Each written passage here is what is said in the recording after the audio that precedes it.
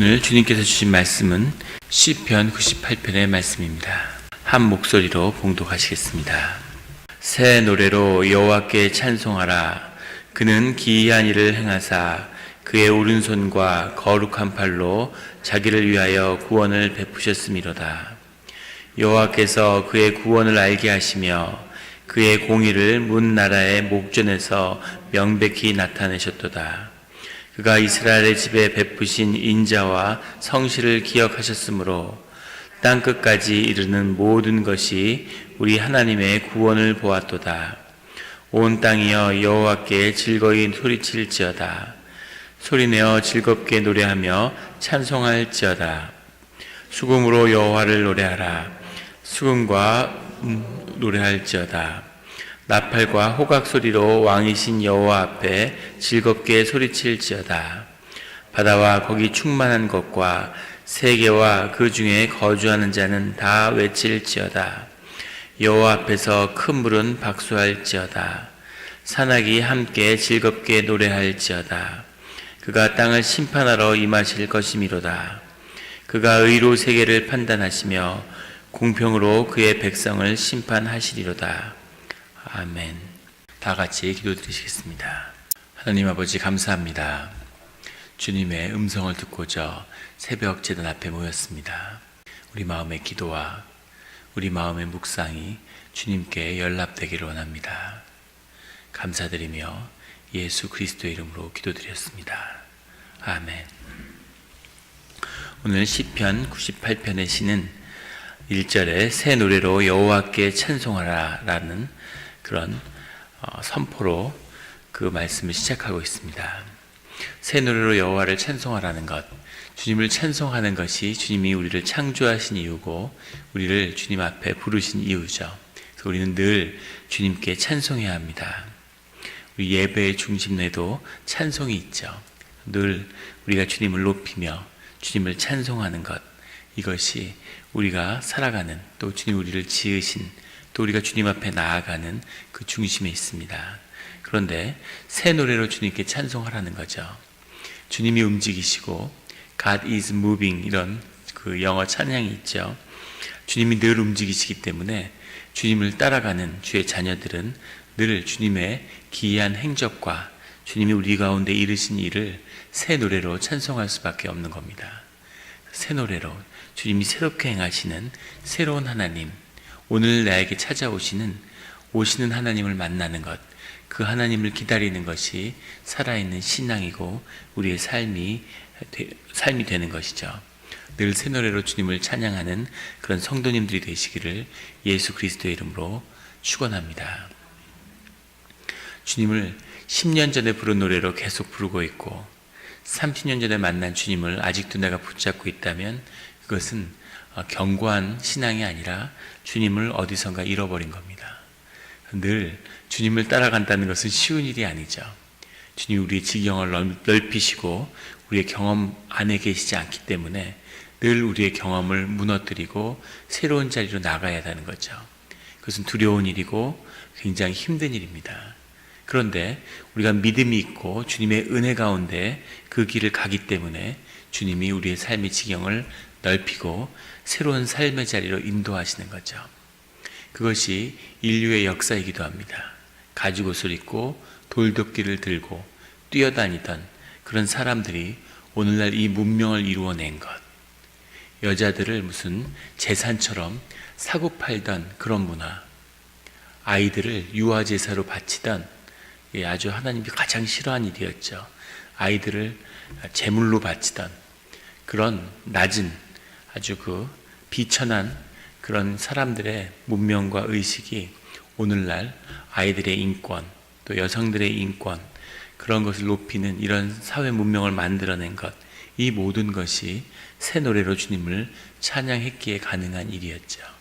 그래서 오늘 우리가 새 노래로 주님께 나간다는 것은 우리가 그냥 우리 삶이 여기까지구나, 내 경험의 폭이 여기까지구나, 내가 할 수 있는 일이 여기까지구나, 그런 것이 아니라 그 이상의, 이제 하나님이 행하신 일을 내가 보겠다, 내 삶 가운데 주님이 어떤 일을 이루어 가시는지를 보겠다고 하는 그 선포고 그 고백이기도 합니다. 늘 새 노래로 주님을 찬송하는 그런 성도님들이 되시기를 다시 한번 주의 이름으로 축원합니다. 2절에 여호와께서 그의 구원을 알게 하시며 그의 공의를 문 나라의 목전에서 명백히 나타내셨도다.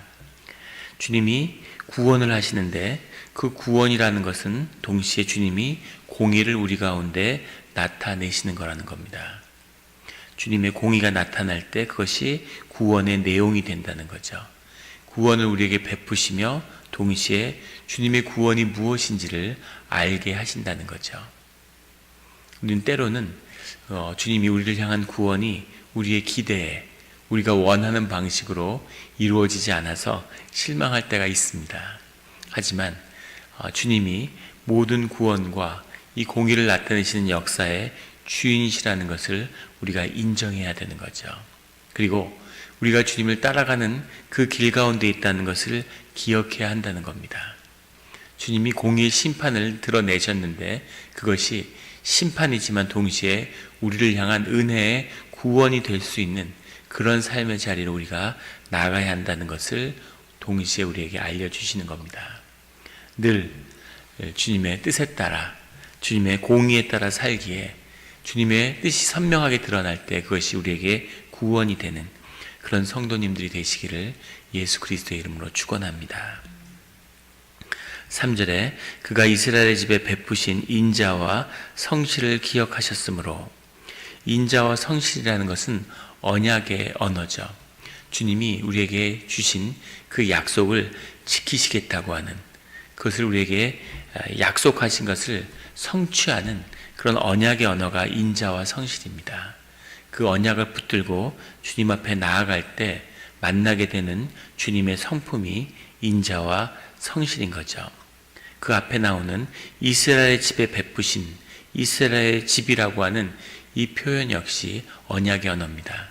주님이 주님의 약속을 지키겠다고 우리 앞에 주님을 드러내실 때 주님이 우리에게 말씀하셨던 이스라엘의 집에 베푸신 인자와 성실을 기억하셨으므로, 그것이 주님이 우리가 주님과 만나고 주님이 우리의 뜻을, 주님이 우리에게 두신 뜻을 이루시는 그 언약이 성취되는 것을 보여주시는 것이죠. 이것이 우리 하나님의 구원이라고 시편의 기자는 선포하고 있습니다. 늘 주님의 인자와 성실을 떠나지 않는, 주님이 그것을 우리 가운데 기억하시는 우리의 삶의 자리가 되기를, 성도님들의 삶과 우리가 머무는 곳이 이스라엘의 집이 되기를 예수 그리스도의 이름으로 축원합니다. 4절에 온 땅이여 여호와께 즐거이 소리칠지어다, 소리내어 즐겁게 노래하며 찬송할지어다. 파차흐라고 하는 단어인데 소리내다, 이것은 소리를 밖으로 내서 음성을 내다 이런 뜻이 아니라 소리치는데 부르짖는다, 할 수 있는 소리를 있는 대로 소리치는 것을 말하는 겁니다.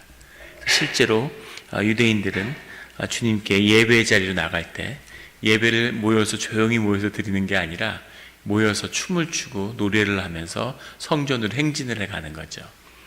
이스라엘의 예루살렘의 문 앞에 모여서 다 같이 악기를 연주하고 노래 부르고 그 안에서 춤을 추면서 성전으로 향해 나아가는, 그것을 의미하는 거죠.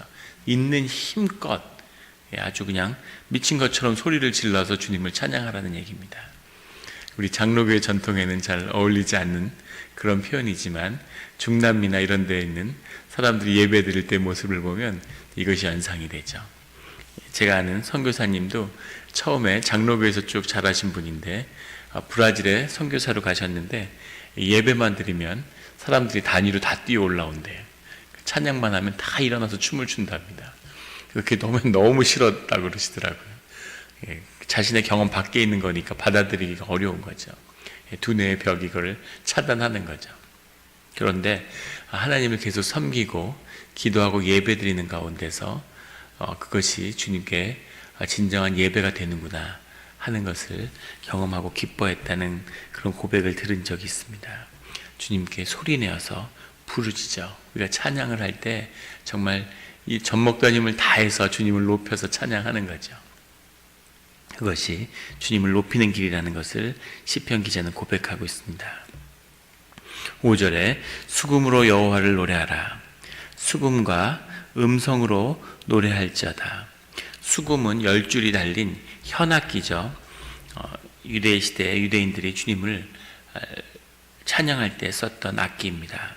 그런데 수금으로 여호와를 노래하는데 수금과 음성으로 노래할지어다 할 때 이 음성은 우리가 지금 보고 있는 시편을 말하는 겁니다. 시편에다가 운율을 넣어서 찬송을 한 거죠. 그런데 주님께 바치는 소리도 중요하지만 그 안에 들어있는 우리의 고백, 그 음성, 우리의 내용, 이 시편의 내용이 아주 중요하다는 거죠. 주님을 찬송할 때 주님을 찬송하는 그 선율과 음악이 중요하다는 것을, 예배에서 음악을 중시하죠.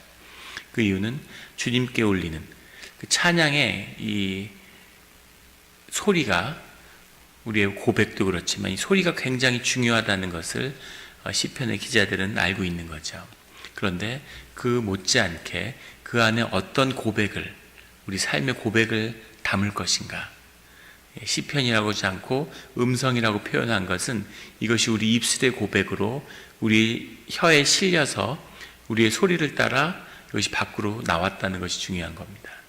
그래서 그 주님께 시편을 우리가 고백하는 것, 우리가 아침에 같이 시편을 읽는 것처럼 원래는 선율에 맞춰서 그걸 다 같이 찬양처럼 선포하는 거죠. 그것이 주님을 높이는 아주 중요한 고백임을 성경은 우리에게 기억나게 하고 있습니다. 6절에 나팔과 호각 소리로 왕이신 여호와 앞에 즐겁게 소리칠지어다. 이 악기들이 정확히 어떤 악기였는지는 알기 어려운데, 호각이라고 하는 것은 뼈를 깎아서 만든 그런 이 나팔 소리 같은 것이 나는, 호른 같은, 즉 클라리넷 같은 소리가 났다고 그래요. 이렇게 관악기 중에서 그런 소리가 나는 그런 호각이고, 나팔은 가죽으로 내서 불었는데 그 가죽이 터지는 소리니까 아마 지금의 그 스코틀랜드 같은 데서 부르는 백파이프 같은 소리가 나지 않았을까, 그렇게 추측해 볼 수 있습니다. 나팔과 호각 소리로 왕이신 여호와 앞에 즐겁게 소리칠지어다. 주님을 찬송하고 모여서 주님을 높인다는 것, 이것의 큰 비밀을 이 이스라엘 민족이 아는 거죠. 주님이 그것을 알려주신 거죠. 모여서 주님을 높이고 찬양하는데 그것이 어디까지 그 의미가 있는 걸까? 주님을 높이 찬양하는 것으로, 주님을 높이는 것으로 하늘의 복이 땅에 임하는 거고, 주님이 우리와 함께 하시는 거죠. 복을 구한다기보다는 주님이 우리와 함께 하시기를 원하는데, 주님이 우리와 함께 하신다는 것이 만복의 근원이 된다는 겁니다. 늘 예배가 바로 선 곳에 큰 주님의 축복이 함께 하는 거죠. 영국에 가면 정말 교회가 많은데, 지금 그 교회들이 유지가 안 돼서 무슨 춤추는 클럽으로 팔고 레스토랑으로 팔리고 이제 그런 현실에 있습니다. 그런데 19세기에는 영국의 교회에서 교족부로 인구조사를 했다고 그래요. 놀랍죠? 어떻게 그런 게 가능할 수 있을지. 교족부에 나와 있는 사람들을 딱 맞추면 그게 잉글랜드의 인구가 딱 되는 겁니다. 모든 국민이 교회를 다녔던 부흥의 시대죠. 그런데 그 당시에 영국이 유럽의 변방이고 악마가 사는 땅이라고 불리고 기후가 나쁘고 농사가 안 되고 뭐 하나 구할 것이 없는 그 척박한 땅에서 야만인의 소리를 들었던 그 영국 사람들이 세계를 지배하는, 해가 지지 않는 그런 대영 제국을 이뤘다는 거죠. 어떻게 그런 그 변방에 쓸모없는 땅에 있는 그런 무지몽매한 인간들에게 그렇게 어마어마한 지혜가 열리고 과학이 발전하고 문명이 일어나고 세계를 지배하게 됐을까? 영국에 가서 느꼈던 것은, 제가 공부하러 한 3년 있었는데 이렇게 어떻게 무지몽매한 민족에게 하나님이 그렇게 큰 축복의 길을 여셨을까? 그거죠. 사람을 놓고 보면 한국 사람은 영국인들보다 한 100배는 더 우수한 민족인 것 같아요. 개개인은 말할 것도 없고. 한국이 세계를 12번 더 지배했어도 이상할 게 없는, 어떻게 이런 무지몽매한 인간들이 세계의 주인이 됐을까? 그런데 앙드레 모로아라고 하는 수많은 영국의 역사가들이 썼는데 가장 뛰어난 영국사를 썼다고 하는 프랑스의 문호죠. 앙드레 모로아는 그 영국사의 서문에서 프랑스가 갖지 못한 영국이 가진 중요한 세 가지 비밀이 있는데, 그 중에 첫 번째로 꼽는 것이 그 신심입니다. 하나님을 섬기는 그 마음이 있다는 거죠. 프랑스가 대혁명 때 잃어버렸던 그것을 영국이 간직하고 있는데, 그것이 영국이 가진 가장 큰 힘이라고 그렇게 이야기하고 있습니다. 하나님을 높이는 것.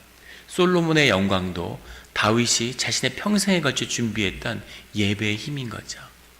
예배를, 한 번의 예배를, 온전한 예배를 주님께 한 번 드릴 때 세상이 완전하게 변하는 겁니다. 한 번의 예배가 우리의 삶과 가족과 운명과 역사와 민족과 이 땅을 완전하게 바꿀 수 있는 것, 이것이 예배인 거죠. 이것을 알기 때문에 정성으로 예배를 준비하고 주님께 예배를 드리는 거죠. 7절에 바다와 거기 충만한 것과 세계와 그 중에 거주하는 자는 다 외칠지어다. 8절에 여호와 앞에서 큰 물음 박수할지어다. 산악이 함께 즐겁게 노래할지어다. 주님 앞에 내가 나와서 주님께 찬양을 드렸는데, 내가 주님을 높이고 찬양해서 내 심령 가운데 변화받는 거기서 그치는 것이 아니라 천지 만물이 다 주님의 임재로 인해서 다 흔들리고 다 움직인다는 거죠. 9절에 그가 땅을 심판하러 임하실 것이미로다. 큰 물과 바다라고 하는 것은 주님의 뜻을 늘 대적하는 어떤 영적인 대적의 무리를 상징하는 그런 의미였는데, 큰 물이라는 건 육지의 물이고 바다는 우리가 알고 있는 바다의 물이죠. 그런데 그 물의 근본에는, 그 깊은 곳에는 다 주님의 임재와 주님의 역사하심이 함께하고 있다는 거죠. 천지 만물이 다 같이 흔들리고 움직이는 겁니다. 우리가 온전한 예배를 한 번 드릴 때 모든 세상이 완전히 새로운 세상이 되는 거죠. 그 땅부터 그 모든 것이, 공기와 모든 우주의 기운이 다 주님으로 인해서 우리 가운데 충만해지는, 그것이 형통의 비밀이고 그것이 복의 비밀인 거죠. 이 비밀이 예배를 통해서 풀린다는 것을 아는 거죠. 그래서 이렇게까지 성전을 세우려고 하고 성전을 지키려고 하고 성전과 함께 했던 이 비밀이 이곳에 있는 겁니다. 우리가 교회를 바로 세우고 온전한 예배를 드리는 것, 이것이 어떻게 보면 가장 어리석고 가장 뭔가 세상의 변화를 이룰 수 없는 길 같지만, 이것이 세상을 바꾸는 가장 빠르고 가장 확실한 길이라는 것을 보는 것, 이것이 신앙의 눈인 것이죠. 9절에 그가 땅을 심판하러 임하실 것이미로다. 그의 의로 세계를 판단하시며 공평으로 그의 백성을 심판하시리로다. 주님을 찬송하는 가운데 주님의 속량함을 받은 백성의 마지막 고백은 그가 땅을 심판하러 오신다는 거죠.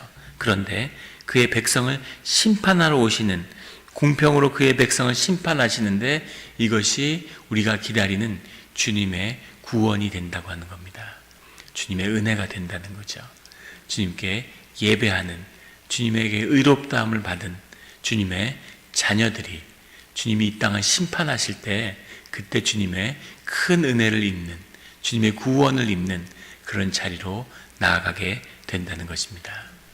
예배로 주님의 임재와 심판을 기다리는 성도님들에게 주의 축복이 늘 함께하기를, 넘치기를, 그 자녀들에게 정말 폭포처럼 흘러가는 그런 은혜의 강이 되기를 예수 그리스도의 이름으로 축원합니다. 기도드리시겠습니다.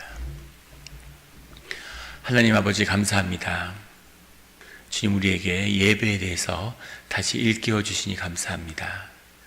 우리가 주님을 찬송하고 주님을 높이기를 원합니다.